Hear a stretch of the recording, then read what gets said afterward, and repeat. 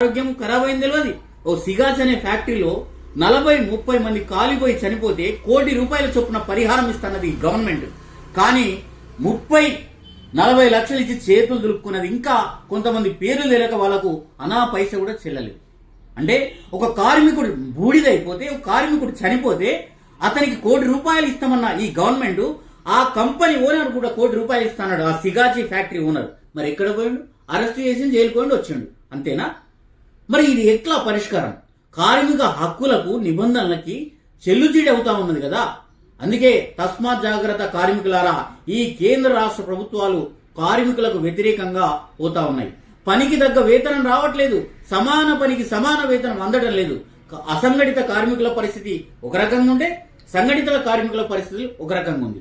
Contract లేబర్లుగా పనిచేస్తా ఉన్నాం, పేరుకే ఉద్యోగం.